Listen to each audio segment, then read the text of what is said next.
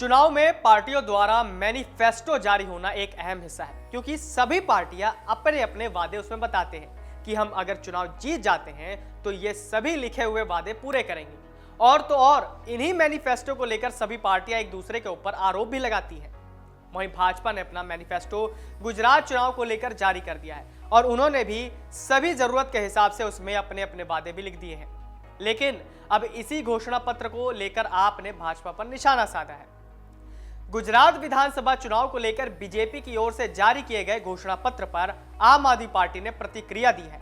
आपने शनिवार को कहा कि भारतीय जनता पार्टी गुजरात में कभी भी समान नागरिक संहिता को लागू नहीं करेगी। आपने बीजेपी के चुनावी वादे को झूठा करार दिया है। बीजेपी ने अपने घोषणा पत्र में राज्य में सत्ता बरकरार रहने पर समान नागरिक संहिता लागू करने का वादा किया है। इस पर गुजरात के लिए आपके सह प्रभारी राघव चड्ढा ने समान नागरिक संहिता लागू करने के बीजेपी के वादे के बारे में पूछे जाने पर कहा, बीजेपी ने 27 साल तक गुजरात पर शासन किया है। 2 दशकों से ज्यादा समय तक सत्ता में रहने के बाद भी वो वादे कर रही है। चड्ढा ने कहा, अगर वो वास्तव में उनका इरादा था तो बहुत पहले उन्होंने इसे लागू कर दिया होता। राज्यसभा सदस्य चड्ढा ने पूछा, उन्होंने इसे लागू क्यों नहीं किया। इसके बाद चड्ढा ने कहा, यह एक झूठा वादा है, बीजेपी इसे कभी लागू नहीं करेगी।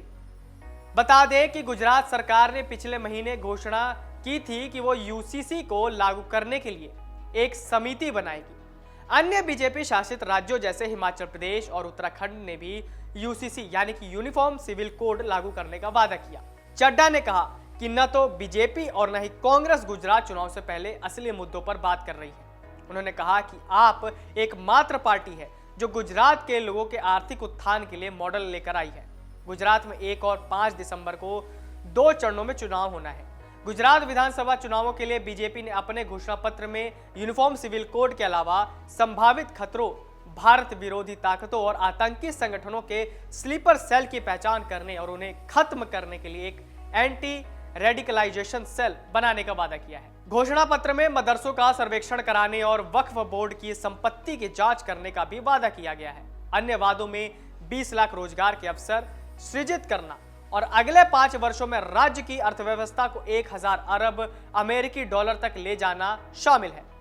अगले 5 वर्षों में महिलाओं के लिए 1 लाख से ज्यादा सरकारी नौकरियों के सृजन का वादा किया गया है। प्रधानमंत्री मोदी ने इस घोषणा पत्र का स्वागत करते हुए इसे गुजरात के विकास के लिए दूरदृष्टि करार दिया है। पार्टी अध्यक्ष जेपी नड्डा ने गुजरात के मुख्यमंत्री भूपेंद्र पटेल और राज्य इकाई के प्रमुख सीआर पाटिल की मौजूदगी में राज्य बीजेपी मुख्यालय में घोषणा पत्र जारी किया।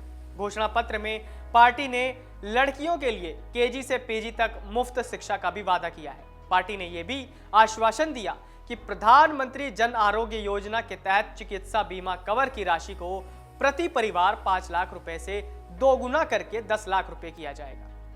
घोषणा पत्र में गुजरात धर्म की स्वतंत्रता अधिनियम 2021 के तहत जबरन धर्मांतरण के लिए अर्थदंड के साथ कठोर कारावास सुनिश्चित करने का वादा किया गया है। शरणार्थियों के कल्याण के लिए मुख्यमंत्री शरणार्थी योजना शुरू करने का भी वादा किया गया है, जिन्हें संशोधित नागरिकता अधिनियम के तहत नागरिकता दी गई है। इस योजना के तहत प्रत्येक शरणार्थी परिवार को नागरिकता प्राप्त करने के बाद 5 साल के लिए प्रतिवर्ष 10,000 रुपए का प्रत्यक्ष लाभ हस्तांतरण किया जाएगा। घोषणा पत्र में दंगों और विरोध प्रदर्शनों के दौरान असामाजिक तत्वों की ओर से सार्वजनिक और निजी संपत्तियों को पहुंचाए गए नुकसान की लागत की वसूली के लिए गुजरात सार्वजनिक और निजी संपत्ति नुकसान वसूली अधिनियम को लागू करने का भी वादा किया गया है।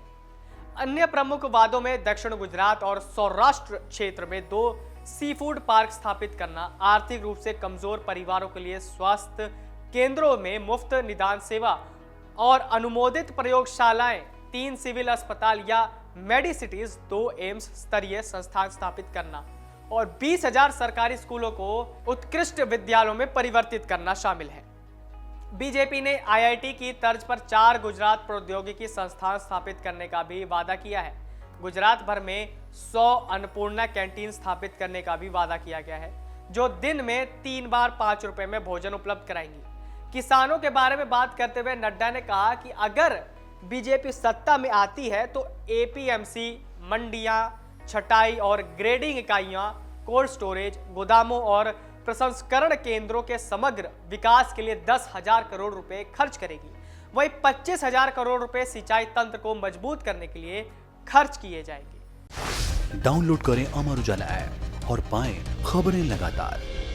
अगर आप ये वीडियो YouTube पर देख रहे हैं तो हमारे चैनल को सब्सक्राइब करें और बेल आइकन को दबाना ना भूलें। अगर आप Facebook पर ये वीडियो देख रहे हैं तो हमारे पेज को लाइक करें।